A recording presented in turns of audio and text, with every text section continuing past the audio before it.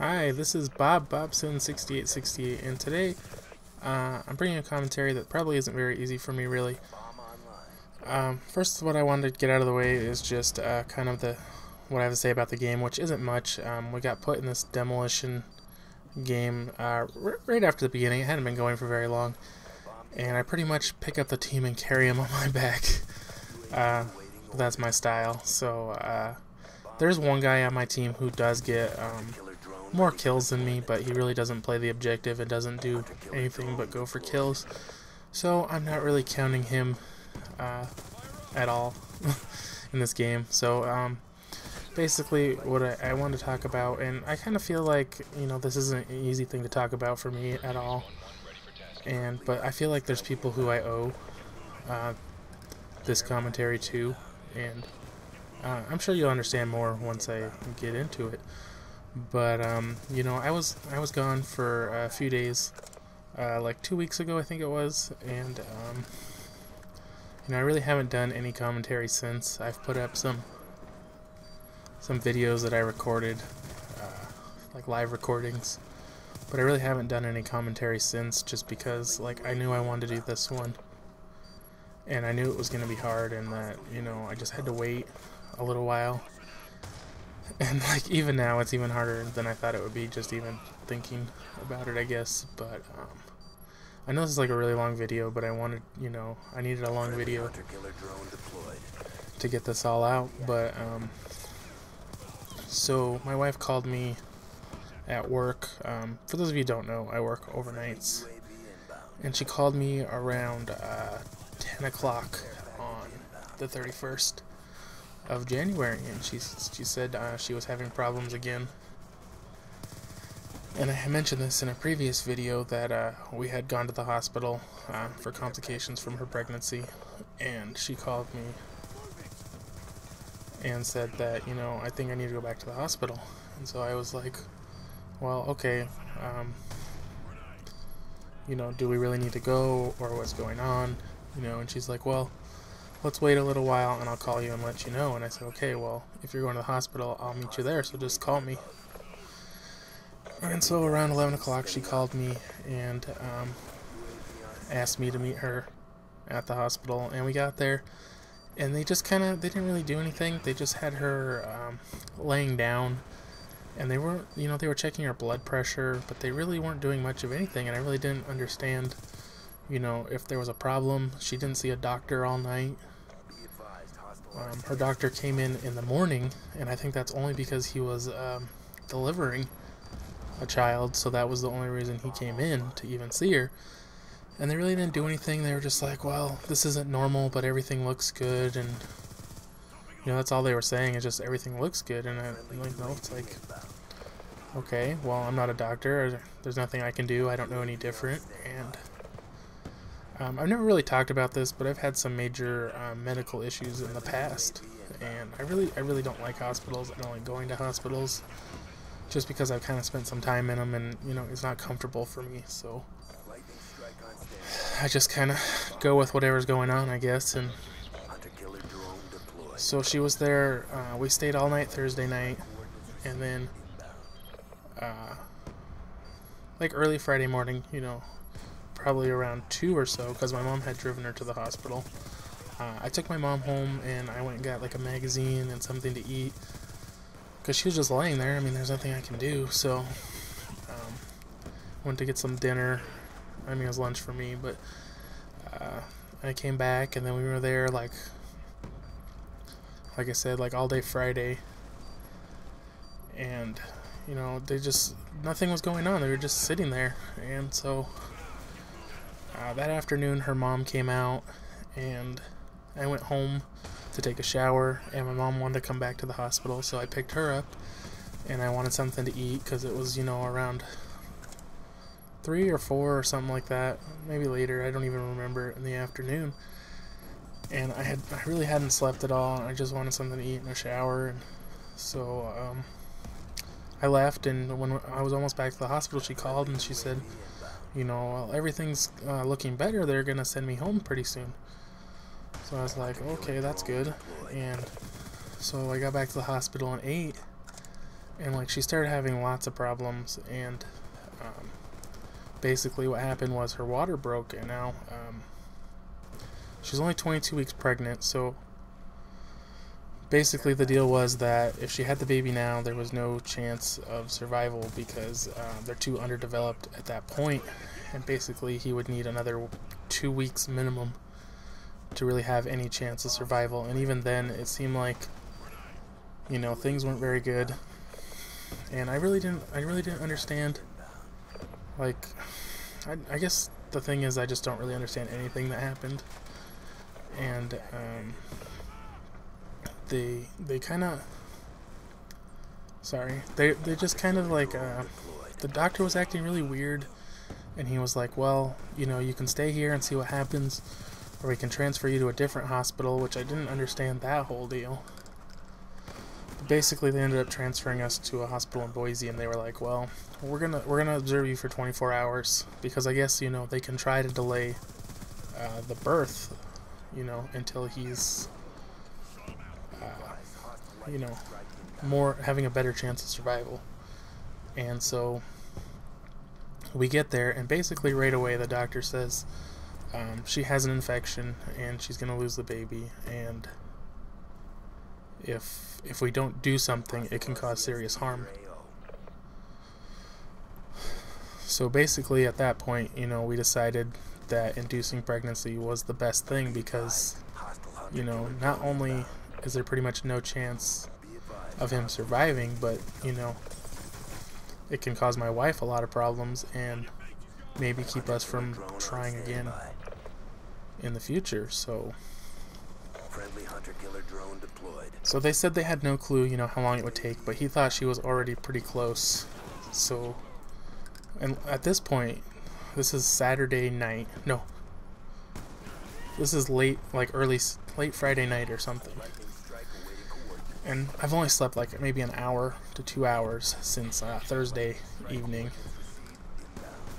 And so I'm pretty tired, and, you know, I'm trying to just lay down because there's basically nothing I can do at this point. And they said it could be a day, it could be 2 days, you know, we have no clue. She was having a lot of pain. And I know I heard her talking to her parents because they said she could have whatever she wanted for pain. And she was kind of going back and forth on whether or not she wanted an epidural. And I don't know, she was afraid for some reason, so she was waiting as long as she could for that. And so I don't even know how long it was. You know, it's hard to judge time in a situation like this, but she decided she wanted the epidural. So they called the guy up to give it to her, and basically right when he got there, I mean, they asked everyone to leave, and right then she gave birth. I mean, it took like not even a minute. It was so fast. And I mean, neither of us could look at him or hold him, or, I mean, they give you that option, but it's like such a rough time already. And the thing, sorry, I had to stop for a minute, but so basically, I mean, he's born alive, his heart's beating, but he can't breathe, and, you know, they say he's not going to live for very long, and, you know, it makes me feel bad that we weren't with him, we didn't see him, we didn't spend any time with him. But at the same time, you know, it's a really extremely difficult time for us. And luckily we had lots of family there with us. They all spent time with him. And basically from there, that's where like things kind of get difficult, even though from then on, you know, you're kind of healing. In a way, you know, it's difficult because he'll always be, you know, our son, even though we never saw him or spent time with him. But then it just makes things even more difficult because you don't really know how to approach situations. Since he was born, we did have to fill out a birth certificate, and I don't know if anybody on here knows, but we were gonna name him Philip because it was a family name, and we got the advice, you know, if we're gonna try again, we might want to use that name. So maybe it wasn't the best name to give him, and so we ended up just going with Isaiah. I don't know why. In a way, it kind of doesn't matter, you know, but in a way, it's kind of like that was the name you picked. And so they ended up keeping my wife in the hospital for another day. So basically she was in there from Thursday night till Sunday afternoon. And we were supposed to set up, he was being cremated. And her stepdad had kind of set up everything, and we just kind of had to call and set up an appointment. And we were told that we didn't have to go, that our parents could go, and we could just fill out the paperwork. And I mean, this obviously, like I'm saying, is a bad time for us, and neither of us really felt like we could go and handle that, so our moms were going to go for us. And I guess when they went to set up the appointment, they were told we had to be there, so we ended up going. And again, it's a really tough thing because, I mean, obviously losing someone's always tough, but we had to pick out like a little urn. And it's hard because, you know, it's like, what says, I mean, how do you pick out something for someone who you don't even know? And my wife's mom got her like this little necklace you can put some of the ashes in. And at the hospital they gave us like a little souvenir box or a memory box, and we just let her mom keep everything until, you know, we feel like we're ready to handle it. And so basically since then, you know, we've just been trying to deal with everything. See, I left work on Thursday, and she didn't get out of the hospital till Sunday, and then I was off Monday, Tuesday, so I went back to work on Wednesday, and I just felt like crap, and I just was like, I felt like maybe it was too early, and I really didn't want to be there. But in a way, I think it made me feel better just to be working, and, you know, I've gotten better now. I mean, it's really hard to talk about, but like I said, I feel like he owes having his story told, I guess. And I feel like I owe it to all the people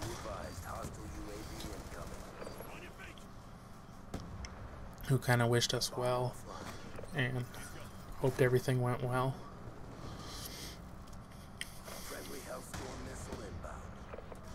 Even though things really didn't go well, it meant a lot to me and my wife just to know that you guys cared. You know, it's good to have family and friends and everything to support you through such a tough time. And,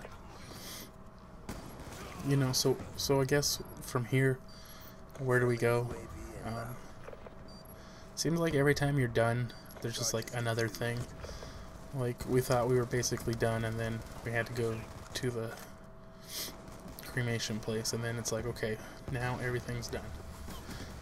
And then the hospital messed up on the birth certificate, so then we had to fill that out. Well, actually my wife and her mom did while I was sleeping, but then you think you're done, and then it's like the death certificate comes, and I had to take a copy of that to work, and then, you know, and then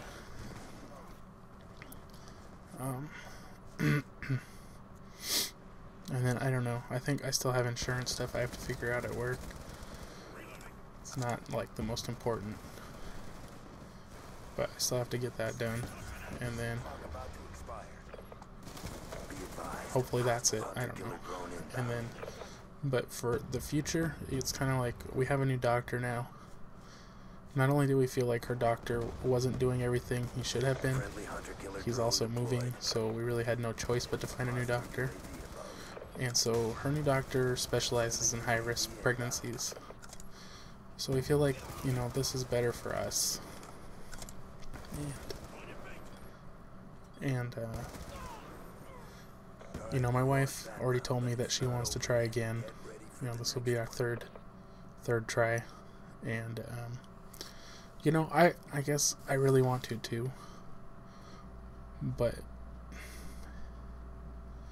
it's not something I'm necessarily in a huge rush to do. But at the same time, my wife's like, "Well, you're not getting any younger," and I know that, like, she's mostly joking, but it's also serious too. I mean, I am almost 30, so it's not like I'm to the point where it's like too late. But I definitely don't want to be like too old, if you can understand that. So in a way, it is kind of like